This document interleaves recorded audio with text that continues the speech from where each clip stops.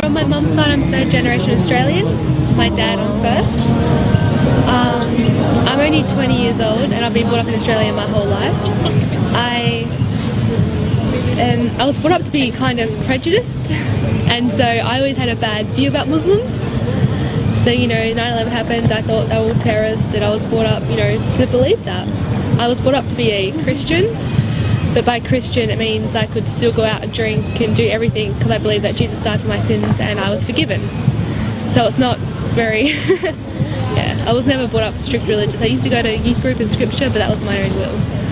For 2 years I was actually a bartender in a nightclub, and one night I met a patron who was Muslim, and he wasn't practicing because he was clubbing, and we actually became really good friends, and through him I met his friend who's now my husband.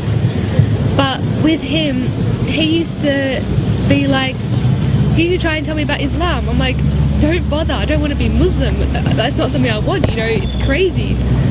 And then he kept saying, he's like, just read something about Islam. I'm like, I don't want to read. And he's like, just please try. And I was like, fine, I'll do it for the sake of you. And so I read a book and I kept reading and I kept looking up videos and I kept researching, and I started to realize that they're not crazy terrorists like the media portrays. They're actually like peaceful and they're happy. He got the number for a revert that's in Perth, and so I went to go see her that week, and I met her, and just seeing how happy she was and her family was, and she told me about Islam, and by the end of it I was sitting down with her for about 3 hours. I almost started crying, and she stopped. She's like, you're gonna cry? I'm like, no, I'm fine. But it's like I was looking for something my whole life, and meeting her is when I found it, and what I found was Islam.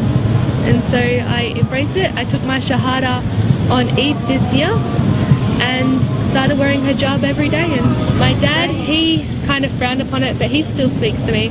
And my mum, it took her a few weeks, but she saw how happy I was, and she didn't want to question, like, she didn't want to say, oh, don't want you to be happy. So that's changed for the better, and I am really, really happy. And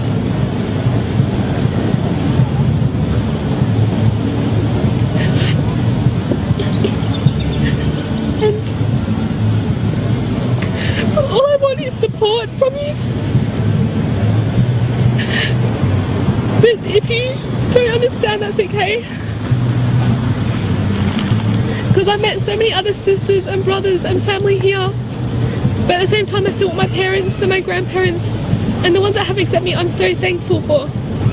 And I'm so happy, and this is a lifetime commitment I want to have.